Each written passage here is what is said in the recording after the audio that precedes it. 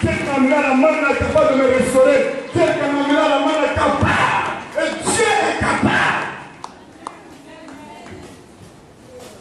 Dieu est capable. Si vous ne voyez pas ce qui se passe, si moi je vois ce qui se passe. Il y a beaucoup de cette atmosphère libérée. Voilà une maman qui est là. Maman Claque. Elle vient au prier l'alliance. J'ai fait une alliance entre elle et son Dieu. Et son alliance va porter tous ses enfants. Quand Dieu apparaît à quelqu'un et dit je suis le Dieu de ta mère, quelle alliance la mère a fait avec Dieu? Quand l'enfant est dans la souffrance, à cause de la mère, Dieu vient délivrer l'enfant. Son enfant a fait un accident de circulation. La voiture s'est froissée comme ça, comme l'autisme que vous voyez dans la main. L'enfant est sorti, celui qui était à côté est mort sur le champ. L'enfant est sorti à cause de son alliance. Elles sont venues en retour. Alléluia. Remerciez Dieu. C'est quand même envoyé. Allez-y pas dans mon bureau, dans mon frigo. Je ne m'attendais pas à tout ça, sur le connaissance. Dieu peut libérer l'atmosphère protégée, amener les racines de la sorcellerie dans beaucoup de familles ici. Et vous ne pouvez pas venir dans mon bureau, vous me remerciez. Moi, qui votre bénédiction est attachée, vous passez derrière moi pour m'attribuer tout ce que vous pouvez m'envoyer des messages comme des menaces. On va voir. Moi, je vous invite de Alléluia.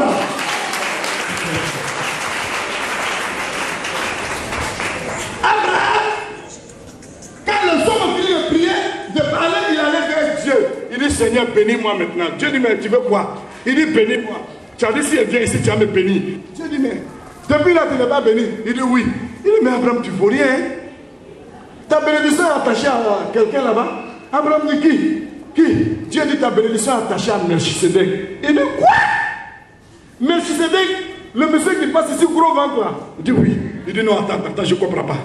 Le sacrificateur qui est dans le temple a dit oui. Va seulement, il va rendre ton nom grand. Ce n'est pas moi qui bénis, c'est un homme que je mets pour bénir. Abraham, il savait que s'il allait directement, mais je allait dire je suis fatigué parce que tu dis que Dieu te parle, tu as tes prophéties, tu as tes églises, tu as ton ministère. Moi, je ne suis pas dedans. Donc, il a pris la dîme de tous ses serviteurs, plus lui-même sa dîme. Et l'offrande couronne le cœur du roi. Quand il a envoyé l'offrande avec la dîme, quand il a déposé, quand Melchisedec a vu ça, le palais en langue a glissé de sa bouche. Abraham,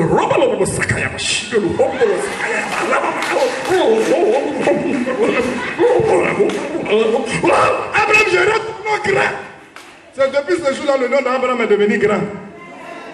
Et il a été exaucé. Tous les autres anges, tous les autres prophéties venaient maintenant pour accomplir l'enfant qui devait arriver. La bénédiction qui devait arriver. La richesse qui devait arriver. Jacob était fatigué comme toi. Il allait se coucher dans un endroit. Il dit Seigneur, il faut que tu me bénisses. Il faut que tu me bénisses. Il s'est couché jusqu'au soir. Il dit Seigneur, Dieu ne descend pas du ciel pour bénir les gens. Il a dit dans 2 Chroniques 20, 20, confiez-vous en Dieu, vous serez affermis. Confiez-vous à ses serviteurs et vous réussirez. Il a dit dans 2 Chroniques, bénissez-les vous-même, ce n'est pas moi qui bénis. Il dit c'est le prophète qui bénit, c'est les serviteurs qui bénissent. C'est pourquoi Satan a perverti ça. Vous allez chez les marabouts pour vous bénir. Au contraire, ils sont en train d'écrire vos noms dans leur confrérie. Et puis vous allez faire des rêves. Vous voyez les ninjas venir comme ça maintenant. N'allez pas là-bas pour brouiller votre esprit. Donc cet homme-là s'est couché. Il était derrière 18 heures. Il voit un monsieur qui passe. Il dit monsieur, bénissez-moi. Le monsieur dit qu'est-ce qu'on appelle bénédiction?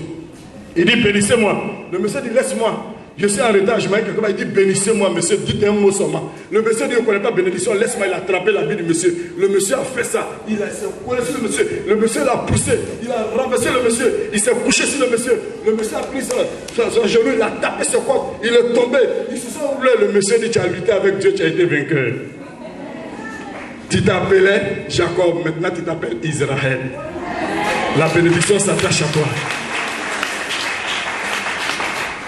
Bartimée souffrait comme vous. Est-ce que vous voulez que Dieu fasse quelque chose réellement pour vous avant fin 2010? Dieu est prêt pour vous exaucer. C'est un Dieu de miracles que nous prions. Rien ne lui résiste. Il appelle à l'existence ce qui n'existe pas dans la vie d'une personne. Il peut changer l'atmosphère. sur ta vie, Dieu peut t'exaucer. Il est tellement réel. Qu'est-ce que tu veux qu'il passe pour toi? Tu as un examen à passer? Tu as un concours à passer? Tu as un voyage? Tu as une santé que tu réclames? Tu veux voir quoi? Que veux-tu? Quand il était en train de passer, Bartimée dit qui passe? Qui passe? On dit non, celui qui passe là c'est le prophète de je vous salue Kouroutoum plein de grâce. Il dit non, ma bénédiction n'est pas attachée à Kouroutoum. Toi tu suis Kouroutoum. Tu es derrière Kouroutoum, tu es derrière Adjoa, tu es derrière Delphine, tu es derrière Solange. Ils sont beaucoup comme ça. Non, Bartimée dit non. Il était là, en train de mendier. Il faut dire, je souffre aujourd'hui. Mais aujourd'hui, là, je suis dans le bon endroit où Dieu va m'exaucer. Je partirai à la maison avec quelque chose. Tu vas partir avec quelque chose, je te dis la vérité. Il est là et puis il attend un cantique qui dit Hosanna, Hosanna, Hosanna, toi, oh mon Dieu. Tu m'as délivré du péché, de l'enfer. Hosanna, toi, oh mon Dieu. Hosanna, Hosanna, Hosanna, Hosanna, toi, oh mon Dieu. Tu m'as délivré du péché, de l'enfer. Hosanna, toi, oh mon Dieu. Bartimée a entendu ce cantique. Il dit qui passe? On dit mon petit quitte là. On dit qui passe, on dit quitte là. Il a attrapé un gars, il dit dis-moi qui passe. Qui passe, ce cantique là me réveille. Je sens que c'est un homme en qui ma faveur, ma bénédiction, mon miracle est attaché, qui est en train de passer. Je veux savoir qui passe. Bartimée a commencé à crier, à déranger. Personne ne voulait l'exaucer. Il y a un monsieur qui s'est arrêté, qui a dit à Bartimée, mon petit, toi je te connais, tu n'es pas le fils de Timée. Tous les prophètes sont passés ici, ils n'ont pas pu te guérir. J'ai remarqué ça. On a eu plein d'invitations même dans le quartier. Il dit bien, mais toi tes yeux là, personne ne peut guérir pour toi. L'enfant qui est en train de passer là, c'est un nouveau prophète. Il ne faut pas gâter son ministère. Sinon, depuis on vient, il a même ressuscité les morts. Les aveugles, il a fait pour tout le monde, mais pour toi là, moi je sais qu'il ne peut pas. Il faut les laisser comme ça. C'est comme ça que tu vois ton problème. On ne peut plus rien faire. C'est comme ça que tu vois, tu conçois. On ne peut plus rien faire. Bartimée dit, je veux savoir seulement qui passe. Il dit, celui qui passe là, il s'appelle Jésus. Il dit quoi? Jésus? C'est qui c'est lui? Jésus partait avec la foule. Bartimée dit, Jésus! Jésus! Jésus! Jésus ne répond pas. Il s'en va. Parce que tout le monde l'appelle.